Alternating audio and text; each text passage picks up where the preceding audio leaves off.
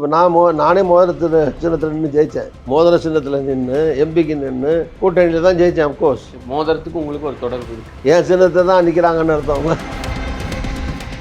MCR Pure Cotton Club, formals and casual shirts. Aha, no compromise. Unga side liya, enga side liya. It's a GT promise. GT Holidays, South India's #1 travel brand. குறைந்த விலை நிறைந்த தரம் தங்கள் தேவைகள் அனைத்தும் ஒரே இடத்தில் ஜெயச்சந்திரன். இது இப்போ சின்னங்கிறதெல்லாம் ஒரு பிரச்சனையே கிடையாது. என்ன சின்னத்தில் நின்னாலும் மோதிரமாக இருக்கட்டும், மண்வெட்டியாக இருக்கட்டும், கடப்பாறையாக இருக்கட்டும், என்ன ஒரு சின்னம் சொன்னாலும் அடுத்த நிமிஷத்தில் தெரிஞ்சிருக்கு. இப்போ வந்து நாடே வியக்கும் சின்னம். உதாரணம், அதை எதை பார்த்தாலும் வியக்கலாம். வியக்கிற சின்னம் என்ன? ஆகாயத்தில் இருந்தால் கொண்டாந்து நட்சத்திரத்தையும் சூரியனையும் சந்திரனையும், அது சூரியன் வரை ஏற்கனவே இருக்குது. அதனால் புதுசாக ஒன்று கொண்டாந்து என்ன வைக்க முடியாது. இப்போ நானே மோதிரத்தில் சின்னத்தில் நின்று ஜெயித்தேன். மோதிர சின்னத்தில் நின்று எம்பிக்கு நின்று கூட்டணியில் தான் ஜெயித்தேன். அப்கோர்ஸ் மோதிரத்துக்கு உங்களுக்கு ஒரு தொடர்பு இருக்கு. என் சின்னத்தை தான் நிற்கிறாங்கன்னு அர்த்தவங்க. இந்த ஈரோடு மக்கள் சந்திப்பு எப்படி இருக்க போகுது அப்படின்னு பார்க்க. ஈரோட்டில் நாளைக்கு 1 லட்சம் பேர் கூட போகிறாங்கன்னே வச்சுங்க. அதனால் அங்கே இருக்கிற எல்லா தொகுதியையும் வெற்றி பெற்றுவாங்கன்னு சொல்ல முடியாது. எகெயின் அவங்க வந்து திருப்பி நிற்கிற போது தொகுதி வாரியாக வேட்பாளர் யார், இவர் போடுற வேட்பாளர் எல்லாத்துலேயும் விஜய் நிற்க முடியாதுல்ல. செங்கோட்டையன் சேர்ந்ததுனால செங்கோட்டைக்கு நன்மை உண்டு. விலைக்கு சும்மா இருக்கும்போது போகும்போது இப்போ ஏர்போர்ட்டில் போய் இறங்கினா 2000-3000 பேர் நிற்கிறாங்க, தொகுதியில் போனால் 1000-500 பேர் நிற்கிறாங்கல்ல, அவர் நன்மை தானே. அப்போ கொங்கு மண்டலம் வந்து 3 கட்சிகளும் ரொம்ப கவனமாக குறி வைக்கக்கூடிய பகுதியாக மாறி இருக்கா? இல்லை, கொங்கு மண்டலம் மட்டும் போதுமா ஆட்சி அமைக்கிறதுக்கு? லைம்லைட்டுக்குள்ள வந்துருச்சுல, அதனால கேட்க. சரி, 30-40 தொகுதி இருக்கும். 234 தொகுதியில் அந்த 30-40 அப்படியே ஓட்டு போட்டாலும் ஆட்சிக்கு வர முடியாதுல்ல. தமிழ்நாட்டில் இவர் தான் முதல் நடிகரா? இதுக்கு முந்தைய எத்தனை நடிகர்? இவர் 50 படம் நடிச்சிருக்காரு. 350 படம் நடித்த மாபெரும் நடிகர்லாம் கட்சி ஆரம்பிக்கல தமிழ்நாட்டில். எம்ஜிஆருடைய வழியில தான் தாவேக்கா பயணம்ன்றது தான் அவங்க திரும்ப திரும்ப கோட் பண்றாங்க. ஏங்க, எம்ஜிஆர் ஒரு சகாப்தங்க, கடவுளுங்க. மனுஷனை பற்றி பேசும்போது நீங்கள் கடவுளை பற்றி பேசுறீங்க. திருப்பியும் சொல்கிறேன், அவரை வந்து நான் அண்டர் எஸ்டிமேட் பண்ணி குறைவாக மதிப்பிட்டுலாம் சொல்லலை. அவருக்கு ஒரு கூட்டம் வருது, அதெல்லாம் கரெக்ட். இல்லை, என்னுடைய அனுபவத்தை என்ன சொல்கிறேன்னா, அந்த கூட்டத்தை மட்டும் வந்து இந்த கூட்டம் இருக்கிறதுனால அவர் முதலமைச்சர் ஆகிடுவார், ஆட்சிக்கு வந்துடுவார்னு சொல்ல முடியாது. எகைன் தமிழ்நாட்டு அரசியலில் மட்டும் இல்லை, இந்திய அரசியலில் செல்வாக்குள்ள எந்த தலைவர்களும் கூட்டணியை வச்சு தான் ஆட்சி வந்திருக்காங்க. திமுக அதிமுகவுக்கு இடையிலான போட்டியா, இல்லை திமுக தாவேக்காவா, இல்லை திமுக நாம் தமிழரா, யாருக்கான போட்டியா இருக்கு? திமுகன்னு சொல்லிடுறீங்க, அப்புறம் தானே ஒவ்வொரு கட்சியாக சொல்கிறீங்க. ஆக ஒன்று திமுக. திமுகவோட அவரா, திமுகவோட இவரா, திமுகவோட சொல்றீங்க. கலாட்டா நேயர்களுக்கு வணக்கம். நான் சரவண ராம்குமார். இன்று நம்மோடு காங்கிரஸ் மூத்த தலைவரும் முன்னாள் அமைச்சருமான திரு திருநாவுக்கரசு அவர்கள் நினைச்சிருக்காரு. அவர்கிட்ட தான் பேசுறதா இருக்கும், பேசுவோம். சார் வணக்கம். வணக்கம். தாவேக்காவுக்கு வந்து கிடைக்க போகிற சின்னத்தை பார்த்து நாடே வியக்கும் அப்படின்னு நண்பர் செங்கோட்டையன் அவர்கள் பேசியிருந்தார். சின்னமும் கிட்டத்தட்ட மோதிரம் தான் அப்படின்லாம் பேசப்படுது. அந்த மோதிரம் மட்டும் மேட்டர் இல்லை, இப்போ அந்த கையோடு சேர்ந்து மோதிரம் இருந்தால் இன்னும் சிறப்பாக இருக்கும்லாம் பேசுகிறாங்க. அதெல்லாம் எப்படி பார்க்குறீங்க? இது இப்போ சின்னங்கிறதெல்லாம் ஒரு பிரச்சனையே கிடையாது. ஏன்னா இப்போ வந்து ஊடகங்கள், தொலைக்காட்சிகள், அது எல்லாம் வந்து அடுத்த செகண்ட், அடுத்த நிமிஷம் அந்த எல்லாருக்கும் என்ன சின்னத்தில் நின்னாலும் மோதிரமாக இருக்கட்டும், மண்வெட்டியாக இருக்கட்டும், கடப்பாறையாக இருக்கட்டும், என்ன ஒரு சின்னம் சொன்னாலும் அடுத்த நிமிஷத்தில் தெரிஞ்சிருது. இப்போ வந்து நாடே வியக்கும் சின்னம். உதாரணம், அதை எதை பார்த்தாலும் வியக்கலாம். ஒரு புதிய சின்னம் வந்தால் அது வியப்பு தானே அது. அதனால் அது இதெல்லாம் அலங்காரமாக சொல்கிற விஷயங்கள். அது வியக்கிற சின்னம் என்ன? ஆகாயத்தில் இருந்தால் கொண்டாந்து நட்சத்திரத்தையும் சூரியனையும் சந்திரனையும், அது சூரியன் வரை ஏற்கனவே இருக்குது. அதனால் புதுசாக ஒன்று கொண்டாந்து என்ன வைக்க முடியாது. சரி, அதில் ஒரு அலங்காரமாக பேசுறதுக்கு சொல்கிறதான்னு வச்சுங்களேன். என்ன சின்னம் வந்தாலும் அது அவங்களுக்கு நல்ல சின்னம்னு நினச்சி தானே தேர்தலில் நிற்பாங்க. அது மோதிரமாக இருக்கட்டும், மம்பட்டியாக இருக்கட்டும், ஏதோ ஒன்று இருக்கட்டும். உதாரணத்துக்கு சொல்கிறேன், போன பார்லிமெண்ட்டு தேர்தலில் இவர் வந்து ஓபிஎஸ் வந்து தேர்தலில் போட்டி போட்டார் எம்பிக்கு. ஓபிஎஸ் போட்டி போட்டு 3 லட்சம் ஓட்டு வாங்கினார். ரெட்டையில் பாப்புலர் சிம்பிள் 1 லட்சம் தானே வாங்குச்சு. 15 நாள்லேயே பலாப்பழத்தை எல்லாம் தெரிஞ்சு தானே ஓட்டு போடுறாங்க மக்கள். வந்து இப்போ நானே மோதிர சின்னத்தில் நின்று ஜெயித்தேன். மோதிர சின்னத்தில் நின்று எம்பிக்கு நின்று கூட்டணியில் தான் ஜெயித்தேன். அப்கோர்ஸ் மோதிரத்துக்கு உங்களுக்கு ஒரு தொடர்பு இருக்குது. மோதிரத்துக்கும் எனக்கும் ஆமாம். ஏன் அப்படிதான் என் சின்னத்தை தான் நிற்கிறாங்கன்னு அர்த்தவங்க. அப்படி வந்துச்சுன்னா நான் நின்று எம்ஜிஆர் திமுகவோட சின்னம் தான் அது. அப்போது இப்போ இல்லை, நான் நின்று ஜெயிக்கும்போது. அதனால் அது ஒரு இண்டிபெண்டன்ட் சிம்பிளாக ஆகிடுற சிம்பிளில் எதை வேணாலும் யார் வேணாலும் எடுத்து நிற்கலாம். எது சொல்ல வந்தேன்னா அது உடனடியாக இப்போ நான் நிற்கும்போது மட்டும் அது என்ன மோதிரம்னு மக்கள்லாம் வந்து எல்லாம் தெரிஞ்சது தான். அதுக்கு முந்தைய நான் வந்து ஆப்பிளில் கூட நின்னேன். ஆப்பிளில் 2,30,000 ஓட்டு வாங்கினேன். அதில் 15 நாளில். ஓகே. ஸோ அது சொல்கிறேன். அந்த மாதிரி இது வந்து சின்ன அடுத்த நிமிஷமே தெரிய வரும். அது ஒரு பெரிய விஷயம் கிடையாது மக்கள் மத்தியில். ஓகே. சரி, இப்போ கரூருக்கு பிறகாக தமிழ்நாட்டை பொறுத்த வரைக்கும் மக்கள் சந்திப்பு அப்படின்றது ஈரோடில் நடக்க இருக்கு. அந்த அறிவிப்பெல்லாம் வெளியாகிருக்கு.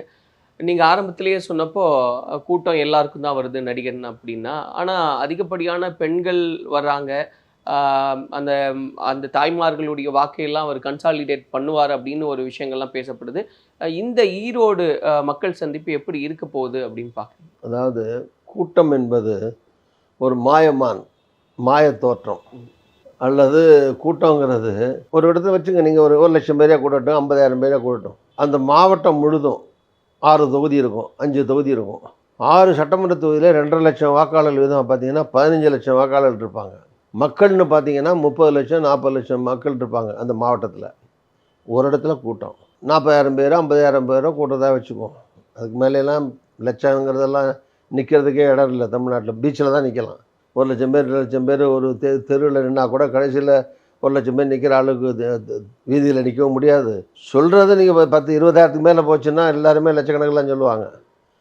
ஈவன் லட்சமாகவே இருக்கட்டும். நான் சொல்கிறது, நான் சொன்ன மாதிரி 40 லட்சத்தில் 1 லட்சம், 15 லட்சம் வாக்காளர்களில் 1 லட்சம்னு வச்சுங்க. அதை திருப்பி தொகுதி வாரியாக பிரிச்சிங்கன்னா ஒரு தொகுதிக்கு 15-16 ஆகிடும். அப்புறம் அங்கே இருக்கிற ஒன்றிய வாரியாக பிரிச்சிங்கன்னா ஒன்றியத்துக்கு 3000 ஆயிரும். அங்கே இருக்கிற 30 பஞ்சாயத்துக்கு பிரிஞ்சிங்கன்னா பஞ்சாயத்துக்கு 50 ஆயிரும். அங்கே இருக்கிற பூத்துக்கு பிரிச்சிங்கன்னா 1000 ஓட்டில் 10 ஓட்டு 20 ஓட்டு ஆகிடும். ஒரு பூத்து 1000 ஓட்டு இருக்க இடத்துலேருந்து ஒரு 10 பேர் வந்ததாக வச்சுக்குவோம். இந்த 10 பேர் போய் அந்த வந்ததுனால அந்த 1000 பேர் அப்படியே ஓட்டு போடுவாங்கன்னு சொல்ல முடியாது.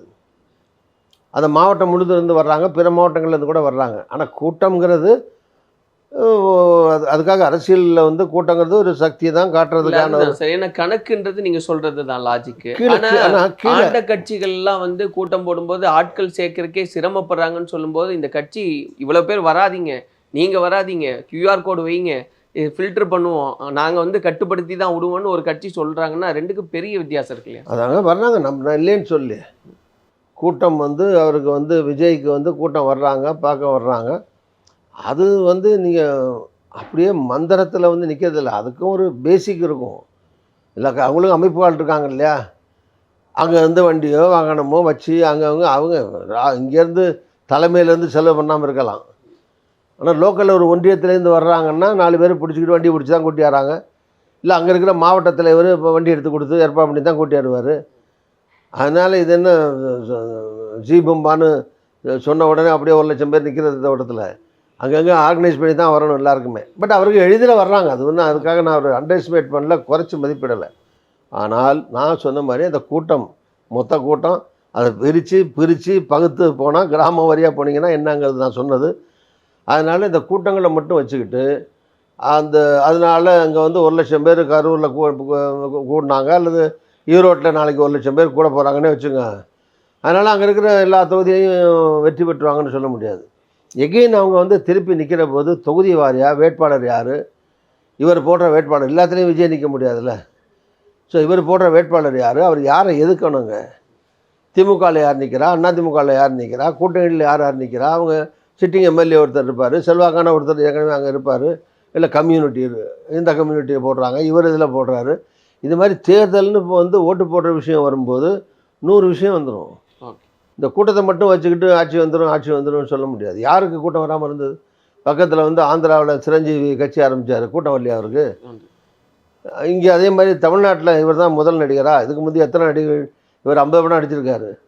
350 படம் நடித்த மாபெரும் நடிகர்லாம் கட்சி ஆரம்பிக்கலையா தமிழ்நாட்டில்? கமலஹாசன் ஆரம்பித்தார். கமலஹாசன் ஆரம்பிக்கலையா? சிவாஜி கணேசன் ஆரம்பிக்கலையா? அவங்களாம் எத்தனை படம்? 300 படம் நடிச்சுட்டு நடிப்பு சக்கரவர்த்தி எல்லாம் இருந்து போய் ஆரம்பித்து போகிற இடத்துல பொட்டலையாக பேசி நாங்கள் எல்லோரும் கூட்டத்தில் தான் போயிருந்தாங்க. ஸோ தேர்தல் வெற்றிங்கிறது இட்ஸ் டிஃப்ரெண்ட், டோட்டலி டிஃப்ரெண்ட். அது இப்போ இந்த கொங்கு மண்டலம் திமுகவும் குறி வைக்கிறாங்க, அதிமுக எங்களோட கோட்டைன்னு சொல்லிட்டு இருக்காங்க. இப்போ செங்கோட்டையன் அவர்கள் சேர்ந்த பிறகு ஈரோடில் தான் வந்து இந்த மக்கள் சந்திப்பு நடக்க இருக்குது. அப்போ கொங்கு மண்டலம் வந்து 3 கட்சிகளும் ரொம்ப கவனமாக குறி வைக்கக்கூடிய பகுதியாக மாறி இருக்கா? இல்லை, கொங்கு மண்டலம் மட்டும் போதுமா ஆட்சி அமைக்கிறதுக்கு? வந்துருச்சுல, சரி 30-40 தொகுதி இருக்கும். 234 தொகுதியில் அந்த 30-40 அப்படியே ஓட்டு போட்டாலும் ஆட்சிக்கு வர முடியாதுல்ல. கொங்கு மண்டலம் எல்லா மண்டலமும் வேணும். மண்டலமாக பிரிச்சிங்கன்னா 7-8 மண்டலம், மண்டலத்துக்கு 40ன்னு வச்சிங்கன்னா தான் 234 வரும். அதனால் எல்லா பகுதியிலையும் கவனம் செலுத்தணும், அப்போ தான் ஆட்சிக்கு வர முடியும். அந்த பகுதியிலையும் வழக்கம் போல் கொங்கு மண்டலத்துலையும் ஏற்கனவே அதிமுக இருக்குது, திமுக இருக்குது. இப்போ எம்எல்ஏல அதிமுக நிறையா ஜெயித்தாங்க, எம்பியில் திமுக தான் ஜெயித்தாங்க. இப்போ வரப்போகிற தேர்தலில் இப்போ புதுசாக வேறு விஜய் வேறு வராரு. சரி, இப்போ செங்கோட்டையன் போய் சேர்ந்துருக்காரு. அதனால இன்ஃப்ளூயன்ஸ் பண்ணுவார்ன்றதுக்காக தான் இந்த கேள்வி. செங்கோட்டையன் சேர்ந்ததுனால செங்கோட்டையனுக்கு நன்மை உண்டு. கட்சியிலேருந்து விலக்கியாச்சு, அவர் வீட்டில் படுத்தா இருக்க முடியும். ஏன் வளர்க்குனாங்கங்கிறது வந்து அவங்க 2 பேரில் யார் தப்பு யார் ரைட்டு இந்த ஆராய்ச்சி நான் பண்ண விரும்பலை. ரிசல்ட் என்ன, கட்சி விட்டு வெளியே நிற்காச்சு. அரசியல்வாதி கால் நடக்க முடிஞ்சிற வரைக்கும், புத்தி வேலை செய்கிற வரைக்கும் அரசியலில் இருக்கலாம். அமெரிக்காவில் கூட 40-45 வந்து 4 வருஷமாக 2 டேர்ம் இருந்துட்டு அதுக்கு பிறகு யூனிவர்சிட்டியில் போய் பேசிகிட்டு இருப்பாங்க ஜனாதிபதி. இப்போ அங்கேயும் 80க்கு மேலே ட்ரம்ப் வந்து 82-83 ஆகி ஜனாதிபதியாக இருக்கார்ல. இந்திய அரசியலில் எத்தனை பேர் 80-85 வயசில், எங்கள் தலைவரே கட்சி தலைவருக்கு 85 வயசு ஆச்சு. தமிழ்நாட்டில் மந்திரி சபையில் 80-85 இருக்காங்களே. அதனால் எதுக்கு சொல்ல வந்தேன்னா, இப்படி வந்து இந்த இதுக்குன்னா ஏதோ உள்நோக்கத்தோடு சொல்ல வந்தீங்களா சார்? என்ன உள்நோக்கம்? இல்லை வயசானாலும் இருக்காங்களே அப்படின்றது. வயசானவங்க நிறைய பேர் இருக்காங்க. ஓகே. அது இல்லை வயசோ மற்ற நான் சொல்ல வந்து என்னென்னா, அந்தந்த ஏரியாக்களில் வரும்போது இப்போ இந்த தேர்தலை பொறுத்த வரைக்கும் அது நம்ம டைவர்ட்டாக எங்கே போய்ட்டோம். ஓகே, சரி அதை விடுங்க.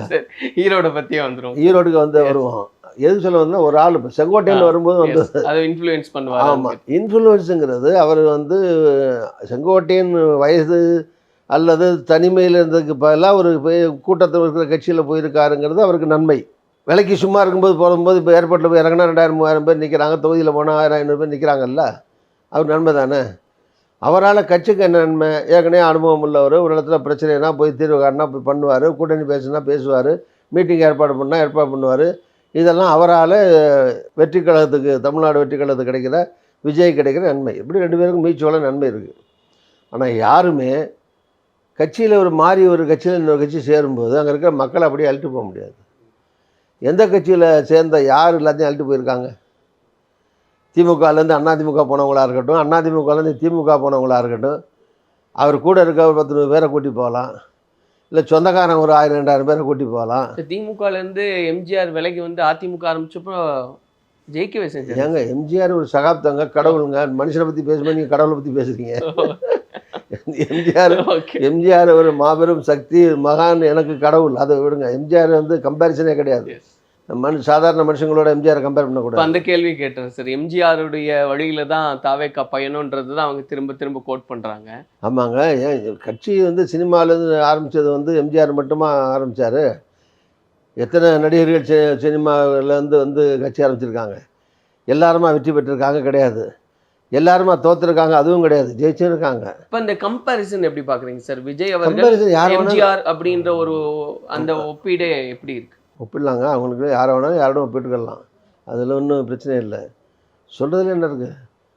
யாரை வேணால் இப்போ எங்களில் கூட நாங்கள் மாநில தலைவராக இருந்தோம்னா, நாங்கள் ஊருக்கு போகிறோம் இல்லையா, தலைவர்கள் இப்போ செல்வப்பந்தைய போகிறாரு, நான் போனேன், நாங்களும் காமராஜர் ஒன்றா எங்கள் படத்தை போட்டு வருங்கால காமராஜரே வருக வருக, காமராஜரே வருக வருகன்னு தான் போஸ்ட் அடிப்பாங்க.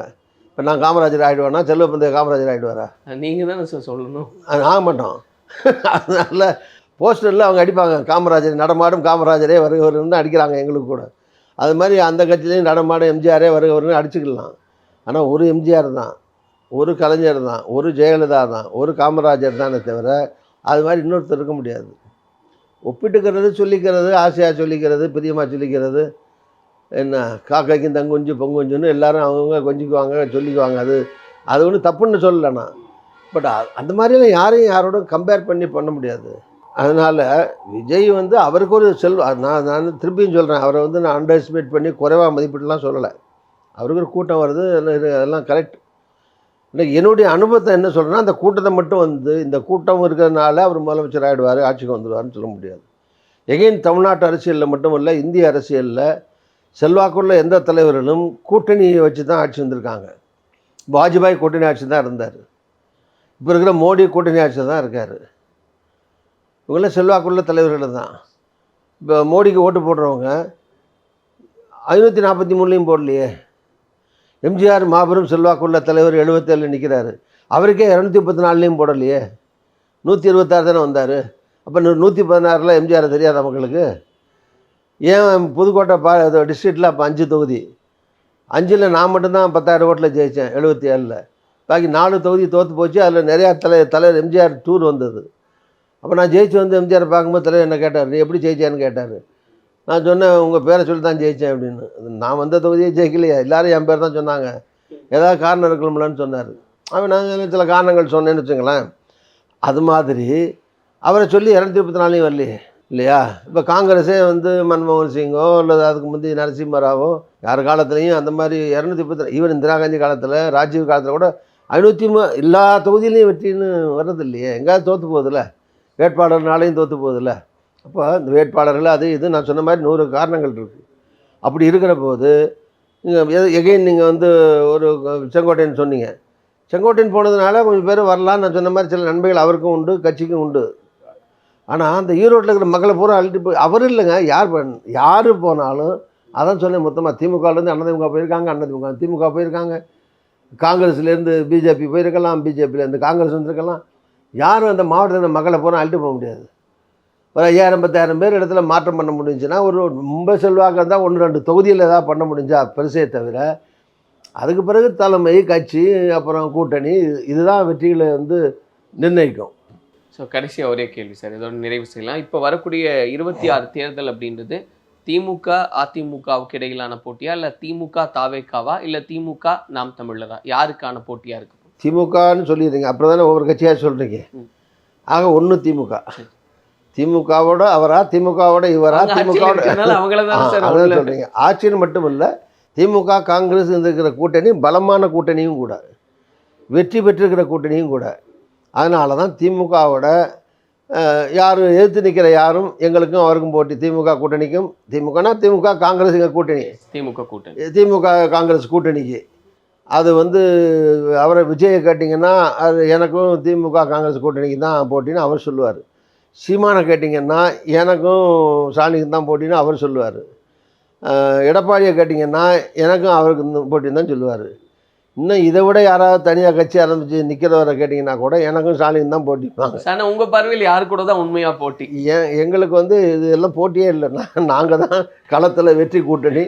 இப்போ ஆசான் டேட் வந்து இந்த கூட்டணி தான் பலமான கூட்டணி, வெற்றி பெற போகிற கூட்டணி. அதான் நான் சொல்லுவேன். பாக்கியெல்லாம் எங்களோட மோதிர கூட்டணி தான். அதில் வந்து வெற்றி கூட்டணி நாங்கள் தான் வெற்றி. அப்புறம் இன்னொரு கூட்டணி எப்படி வெற்றி பெற முடியும்? 234 தொகுதியிலையும் வெற்றி பெற போகிறது திமுக. 214 வெற்றி பெறான்னா நான் சொன்னேன், 214 யாரும் வெற்றி பெற்றதில்லை. நாங்கள் பெரும்பான்மை இடங்களில் பெற்று வெற்றி பெறுவோம். கூட்டணி எவ்வளவு ஆட்சிக்கு தேவையோ அதை விட கூடுதலாகவே பெற்று கண்டிப்பாக இந்த ஆட்சி தொடரும், இந்த கூட்டணி வெற்றி பெறும். இதுதான் என்னுடைய கணக்கு. ஸோ பொறுத்திருந்து பார்க்கலாம் சார், என்னெல்லாம் நிகழ்வுகள் மாறுதுன்னு அதை ஒட்டி நம்ம நிறைய பேசலாம். நன்றி சார். பார்ப்போம். நன்றி, வணக்கம். MCR Pure Cotton Club, formals and casual shirts. Aha, no compromise. Unga side liya, enga side liya. It's a GT promise. GT Holidays, South India's #1 travel brand. குறைந்த விலை, நிறைந்த தரம், தங்கள் தேவைகள் அனைத்தும் ஒரே இடத்தில். ஜெயச்சந்திரன்.